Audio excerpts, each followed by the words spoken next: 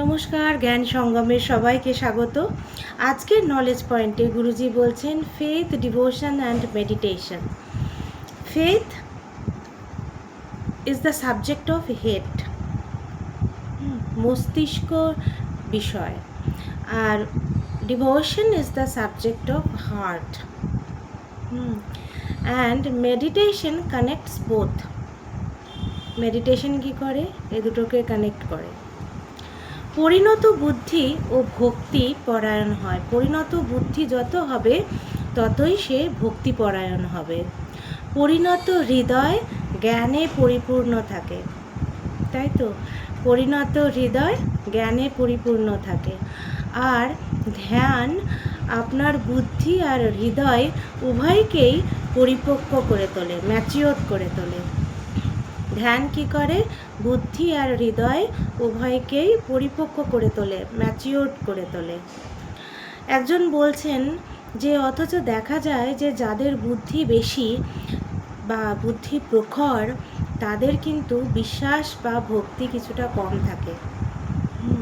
তখন গুরুজি বলছেন যে মস্তিষ্ক বা বুদ্ধি বস্তুগত বিষয়ের ওপর বেশি আস্থা রাখে। মস্তিষ্ক বা বুদ্ধি বস্তুগত বিষয়ের ওপর বেশি আস্থা রাখে এবং বিশ্লেষণধর্মী হয়, অ্যানালিসিস করে, মেটেরিয়াল থিংসের ওপর বেশি নজর দেয় আর অ্যানালিসিস করে।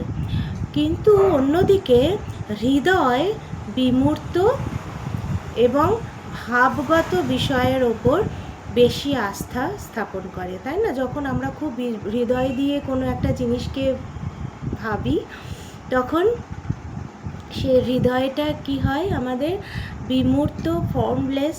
আমরা মানে কোনো কিছু বিশ্লেষণ করার থেকেও বড় কথা হচ্ছে আমরা সেই জিনিসটাকে ভাব দিয়ে দেখি।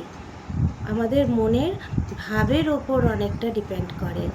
সে একজন বুদ্ধিমান মানুষের মধ্যে বিশ্বাস বা ভক্তির সম্পূর্ণ অভাব থাকাটা প্রায়ই অসম্ভব।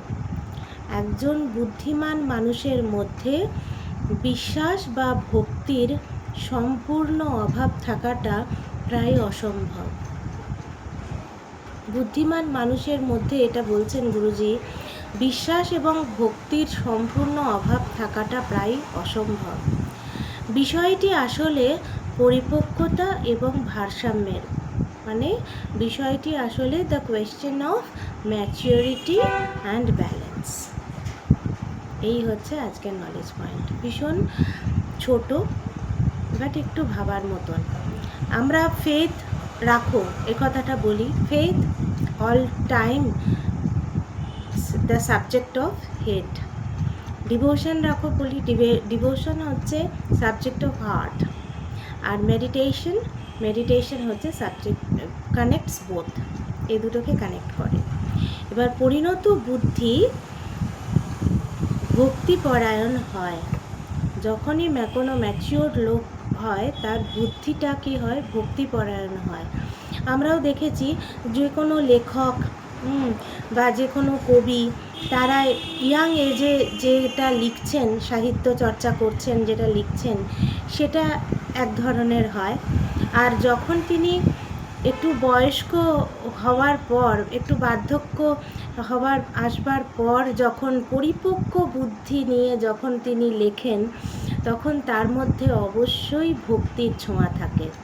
এটা কিন্তু আমরা বিভিন্ন লেখকের লেখার মধ্যে, কবির কবিতার মধ্যে এগুলো আমরা দেখতে পাই। এবং শুধু তাই না, বয়সের জন্যও নয়, পরিপক্ক বুদ্ধি বা ম্যাচিওর্ড ব্রেইন, ম্যাচিওর্ড ইন্টেলেক্ট যখন থাকে না, তখন অবশ্যই ভক্তিপরায়ণ হয়। এবং পরিণত হৃদয় জ্ঞানে পরিপূর্ণ থাকে। যখন আমাদের হৃদয় পরিণত হয় তখন কি হয়? জ্ঞানে পরিপূর্ণ থাকে। ধ্যান আপনার বুদ্ধি ও হৃদয় উভয়কেই পরিপক্ক করে তোলে। যখন আমরা মেডিটেশন করি তখন কি হয়? মেডিটেশনে আমাদের বুদ্ধি, আমাদের ইন্টেলেক্ট আর আমাদের হৃদয়, হার্ট, উভয়েই কিন্তু ম্যাচিওর করে তোলে। অথচ দেখা যায় যাদের বুদ্ধি প্রখর তাদেরই হয়তো ভক্তি বা বিশ্বাস কম। এটা একজন বলছেন যে এটা দেখা যায় যে যাদের বুদ্ধি বেশি, বুদ্ধি প্রখর, তাদের কিন্তু ভক্তি বা বিশ্বাস কম থাকছে। তখন গুরুজি বলছেন যে মস্তিষ্ক বা বুদ্ধি বস্তুগত বিষয়ের ওপর বেশি আস্থা রাখে। মস্তিষ্ক বা বুদ্ধি বস্তুগত বিষয়ের ওপর বেশি আস্থা রাখে এবং বিশ্লেষণধর্মী হয়, অ্যানালিসিস করে, যে কোনো বিষয় খুব অ্যানালিসিস করে। অন্যদিকে হৃদয় বিমূর্ত বা ভাবগত বিষয়ের ওপরে আস্থা স্থাপন করে। যখন আমরা হৃদয় দিয়ে কোনো কথা ভাবি, চিন্তা করি, তখন সেটা বিমূর্ত বা ভাবগত বিষয়ের ওপরে বেশি আস্থা স্থাপন করে। একজন বুদ্ধিমান মানুষের মধ্যে বিশ্বাস বা ভক্তির সম্পূর্ণ অভাব থাকাটা প্রায় অসম্ভব। একজন বুদ্ধিমান মানুষের মধ্যে, যিনি খুব বুদ্ধিমান, তার মধ্যে বিশ্বাস এবং ভক্তির সম্পূর্ণ অভাব থাকাটা প্রায় অসম্ভব। গুরুজি বলছেন এটা প্রায় অসম্ভব যে তার মধ্যে বিশ্বাস বা ভক্তির লেশমাত্র নেই। এটা প্রায় অসম্ভব। বিষয়টি আসলে পরিপক্কতা ও ভারসাম্যের। The question of maturity and balance. এই হচ্ছে আজকের নলেজ পয়েন্ট। সবাই ভালো থাকবেন, সুস্থ থাকবেন, আর অবশ্যই লাইক, শেয়ার, কমেন্ট করবেন, প্রচুর প্রচুর শেয়ার করে দেবেন, যাতে সবার মধ্যে এত সুন্দর সুন্দর ছোট্ট ছোট্ট নলেজ পৌঁছে যায়। সবাইকে অনেক অনেক ধন্যবাদ। দেখা হচ্ছে পরবর্তী এপিসোডে। নমস্কার।